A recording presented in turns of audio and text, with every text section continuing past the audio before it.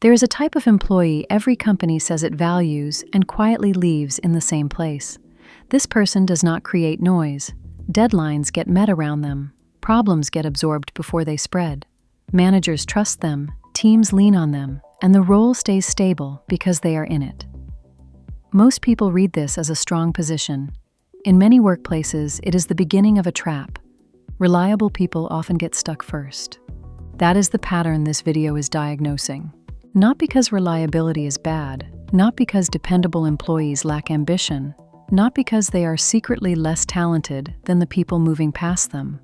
A simpler structural pattern is usually at work. The traits that make someone operationally valuable can also make them too useful to move. The common explanation sounds fairer than the reality. Be dependable, be consistent, deliver quality work without drama, build trust over time. Advancement is then supposed to follow naturally. Reliability is treated like a clean signal of readiness. The more stable the contribution, the more likely the person is to rise. In practice, many systems read the same trait differently. Consider Nina. She works in a mid-level operations role.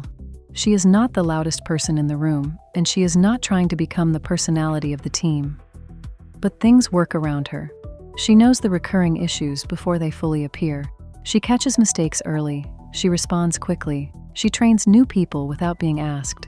Her manager trusts her with messy work because she does not drop it. When someone else misses something, Nina closes the gap.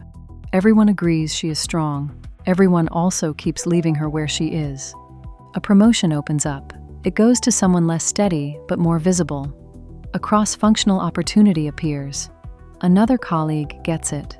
Nina is praised in all the familiar ways: dependable, trusted, essential, strong partner, huge asset to the team. The language keeps improving. Her position does not. At first, this looks contradictory. If reliability is respected, why does it so often fail to create movement? Because reliability does not only signal capability, it also signals stability inside the current role.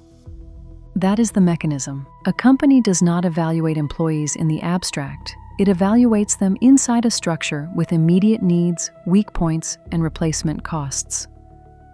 Nina's reliability is not just a virtue, it is a functional solution. She makes the existing role safer. She lowers supervision costs. She reduces errors. She protects continuity. She compensates for weak systems without forcing the company to fix those systems. That makes her valuable. It also makes her expensive to move.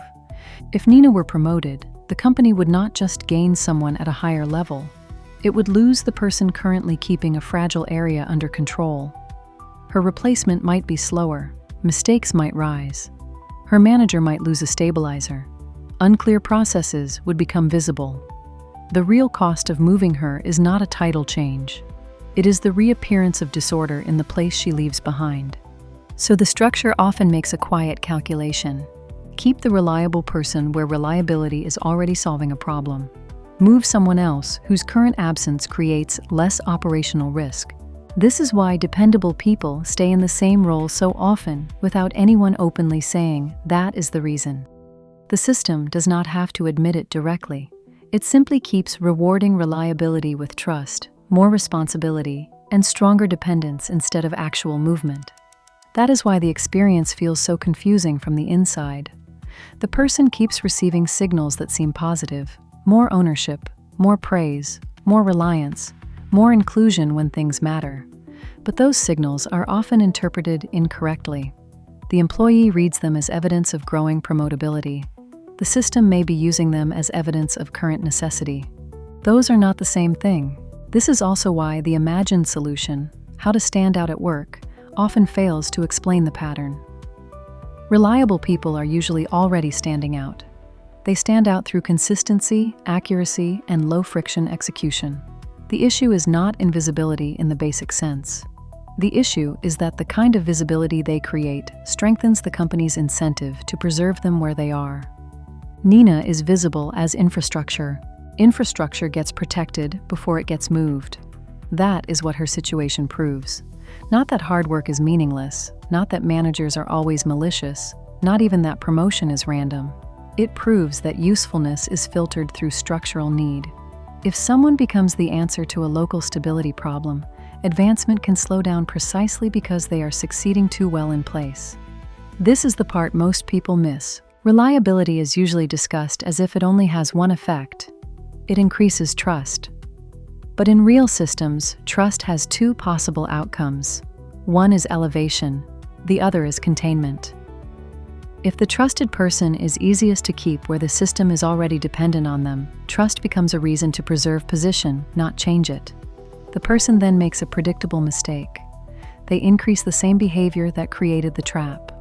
More responsiveness, more rescue work, more ownership, more quiet fixes, more willingness to be the one others can count on. This feels rational because reliability is still being praised. But structurally, each additional save can deepen the company's dependence on keeping them in place. That is how value turns into immobility. Now imagine a different system.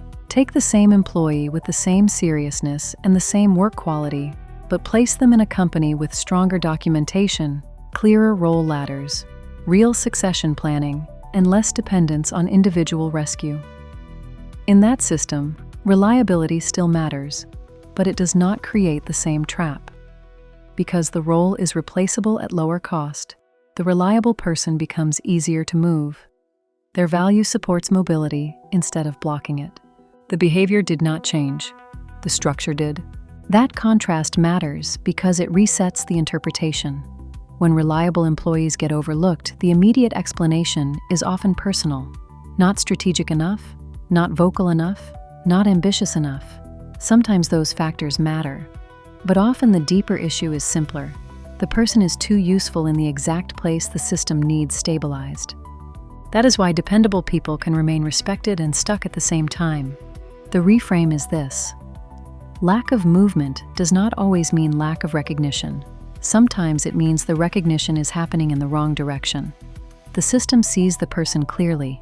It just values their continued presence in the current role more than their movement beyond it. The relevant variable is incentive. Once that becomes visible, the pattern stops looking mysterious.